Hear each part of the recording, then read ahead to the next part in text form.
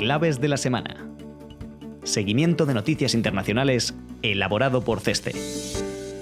Buenos días, hoy comenzamos hablando del mercado del petróleo. La producción de crudo del conjunto de los miembros de la Organización de Países Exportadores de Petróleo, OPEP, aumentó ligeramente el pasado mes de octubre hasta los 28,08 millones de barriles diarios, impulsada por el comportamiento mejor de lo esperado de los países petroleros del continente africano. En el caso de Nigeria, el volumen extraído se situó en torno a 1,49 millones de barriles diarios, la cifra más alta de los últimos 2 años, gracias a las medidas adoptadas por las autoridades para reforzar la seguridad de las infraestructuras petroleras de los constantes ataques por parte de milicias y de contrabandistas. Por su parte, Arabia Saudí confirmó que continuará aplicando hasta finales de año el recorte voluntario de la producción cercano a 1 millón de barriles diarios que anunció en mayo. Del mismo modo, Rusia anunció que también extenderá hasta enero el recorte de las exportaciones de crudo de 300.000 barriles diarios. Respecto a la cotización, el precio del barril de Brent, referenciado en Europa, se ha situado en los últimos días alrededor de los $80, lo que representa una caída superior al 10% en comparación con los niveles registrados durante las 2 semanas posteriores a la reactivación de la guerra entre Israel y Hamás. A pesar de la retórica belicista empleada por los distintos actores regionales, los mercados descartan como escenario central una expansión del conflicto que pueda distorsionar severamente el suministro de hidrocarburos. Vamos ahora hasta Brasil. El país ha avanzado un paso más en el proyecto de reforma impositiva emprendido por el gobierno. El pasado 8 de noviembre, el Senado aprobó la modificación del proyecto de ley sobre la reforma de los impuestos al consumo, que deberá pasar de nuevo por la Cámara Baja para su aprobación final, previsiblemente antes de fin de año. El objetivo de la ley es simplificar la notoriamente compleja estructura impositiva, así como desplazar la carga del impuesto de la producción al consumo. Para ello, se prevé condensar a lo largo de un periodo de transición de 50 años las diversas figuras fiscales ahora existentes en 2 impuestos sobre el valor añadido, uno federal y otro a nivel de los estados. Habrá también un impuesto especial que se aplicará a los bienes que se consideren dañinos para la salud o para el medio ambiente. Por último, se prevé establecer un fondo de compensación federal para suavizar las desigualdades entre los diferentes estados. Esta reforma acompaña a otras que se están acometiendo, por ejemplo, las relativas a las ventajas fiscales a las inversiones offshore. Teniendo en cuenta el desarrollo legislativo que implicará su puesta en marcha y el largo periodo de transición previsto, el impacto de la reforma no será palpable en el corto plazo. Continuamos nuestro repaso con China, que ha incluido a las tierras raras a la lista de bienes que requieren autorización para la exportación en función del destino. China produce el 70% y tiene la mayor capacidad de procesamiento del mundo de estos minerales esenciales para la fabricación de productos punteros como los vehículos eléctricos. Así pues, con esta medida probablemente pretende demostrar su capacidad de influencia sobre la cadena de suministros de materias primas esenciales. También constituye un paso más dentro del toma y daca con Estados Unidos, que a mediados de octubre expandió los controles sobre el acceso de China a las exportaciones de semiconductores de última generación. Supuestamente, estas nuevas medidas completan o corrigen las que ya se tomaron en octubre de 2022 y se justifican por razones de seguridad. Sin embargo, se han aprobado de forma unilateral, lo que genera tensiones con algunos países como Corea del Sur o Países Bajos y cuestiona su eficacia, puesto que son imposibles de aplicar sin la colaboración de otros países y empresas, incluyendo las estadounidenses. La Comisión Europea ha recomendado al Consejo Europeo que inicie las conversaciones formales sobre la adhesión de Ucrania y Moldavia al bloque europeo antes de 2024, una vez que ambos países hayan finalizado las reformas necesarias. Es la primera vez que la Comisión Europea da luz verde a unas conversaciones formales de adhesión antes de que un país haya cumplido todas las condiciones previas. La agresión de Rusia contra Ucrania y las ambiciones imperialistas de Moscú han acelerado el proceso de adhesión de los nuevos miembros de la UE, tradicionalmente lento. Los 27 también han decidido designar como país candidato a Georgia, que comenzará ahora un exigente periodo de reformas. Si bien comenzar la adhesión al club comunitario manda un mensaje importante al Kremlin, se trata de un proceso que puede durar años e incluso no concluir nunca, como es el caso de Turquía. Además, la UE tendrá que hacer frente a la oposición de Hungría al inicio de las negociaciones de adhesión con Ucrania. Según el primer ministro Viktor Orbán, Ucrania no está preparada para comenzar el proceso, ya que es un país corrupto que no cumple los estándares democráticos necesarios para ingresar en la UE. Paradójicamente, el primer ministro húngaro realizó estas declaraciones al tiempo que mantiene negociaciones con la UE para desbloquear los fondos del NGEU que corresponden a Hungría, pero que Bruselas mantiene congelados hasta que Budapest garantice la protección a la independencia judicial. Pasamos ahora ahora nuestra sección especial sobre el conflicto Israel-Hamás. Pese a las presiones de la comunidad internacional, el primer ministro israelí Benjamín Netanyahu reiteró esta semana que no se producirá un alto al fuego en la franja. El mandatario señaló que una vez alcanzados los objetivos de la ofensiva, Israel mantendrá una presencia militar en Gaza para asegurar el control. Al mismo tiempo, las Fuerzas Armadas hebreas continúan avanzando sobre el terreno. Los combates se han concentrado en los últimos días en los alrededores del hospital de Al-Sifa, el principal de Gaza. Las Fuerzas Armadas hebreas sugieren que debajo de la instalación sanitaria se sitúen los túneles que conducen al cuartel general de la milicia palestina Hamás. El cerco al hospital ha provocado daños en el centro sanitario, además de imposibilitar la evacuación de cerca de 1 millar de ingresados. En este contexto, el director general de la Organización Mundial de la Salud, Tedros Adhanom, advirtió el 10 de noviembre del colapso del sistema sanitario gazatí. Ante el Consejo de Seguridad de la ONU, señaló que la mitad de los hospitales de la franja han cesado su actividad como consecuencia de la falta de combustible y de los 250 ataques verificados contra infraestructuras sanitarias en Gaza y Cisjordania. Por su parte, el estado de las negociaciones auspiciadas por Qatar para la liberación de los rehenes resulta confuso. Fuentes israelíes sugirieron esta semana que no descartaban un acuerdo con la milicia palestina. Sin embargo, hace escasas horas Hamás anunció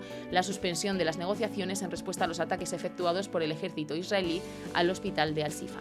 Por otro lado, el 11 de noviembre, la Liga Árabe y la Organización para la Cooperación Islámica celebraron en la capital de Arabia Saudí una inusual cumbre que reunió a más de 60 dirigentes del mundo árabe e islámico procedente de países del norte de África, África Central, África Occidental, Oriente Medio, Asia Central y Sudeste Asiático. Los participantes exigieron el fin inmediato de la ofensiva militar israelí en Gaza y defendieron la creación de un Estado para el pueblo palestino como la única solución para alcanzar la paz. La cumbre evidenció el creciente y preocupante distanciamiento de los países emergentes respecto a Occidente. Los jefes de Estado criticaron la doble moral de Estados Unidos y de Europa en la defensa del derecho internacional. El príncipe heredero de Arabia Saudí, Mohammed bin Salman, afirmó que la crisis humanitaria en Gaza demuestra el fracaso del Consejo de Seguridad de la ONU y el doble rasero de la comunidad internacional. Los distintos participantes no alcanzaron un acuerdo en cuanto al establecimiento de medidas comunes en respuesta al conflicto. Algunos países como Argelia defendieron romper los vínculos diplomáticos con Tel Aviv y reducir las exportaciones de petróleo, una propuesta rechazada según algunos medios por las economías que en los últimos años han normalizado las relaciones con Israel, como Emiratos Árabes Unidos, Marruecos y Sudán. Al margen de la cumbre, el príncipe saudí mantuvo por primera vez desde que se normalizaron las relaciones una reunión con el presidente de Irán, Ebrahim Raisi, un encuentro que fue interpretado como un paso más en la política de conciliación emprendida por los dos países. Continuamos con Zambia, cuyos acreedores oficiales, liderados por el Fondo Monetario Internacional, Pekín y París, han expresado sus reservas con respecto al acuerdo de principios al que llegó el país con sus acreedores privados el pasado mes de octubre, por el que se reestructuraban bonos internacionales por valor de más de 3.000 millones de dólares. Aunque no se han especificado los motivos de preocupación, en general se considera que los términos del pacto son demasiado favorables para los prestamistas privados. Según algunos análisis, los titulares de bonos recibirán 73 centavos por cada dólar inicialmente prestado, mientras que el pago efectivo a los acreedores oficiales será de únicamente 55 centavos dólar. Esta divergencia es contraria al marco común del G20 en el que se está llevando a cabo la reestructuración. La actual situación supone un nuevo escollo en el ya muy largo proceso de renegociación de la deuda pública de Zambia, que entró en default hace casi 3 años. Aunque los acreedores bilaterales ya llegaron a un acuerdo con el país africano el pasado junio, las dificultades para lograr un trato definitivo con el sector privado imposibilita la recuperación de la normalidad de la economía zambiana. Esto además pone en peligro el rescate acordado con el FMI, para cuyo desembolso total es necesaria una reestructuración completa de las obligaciones.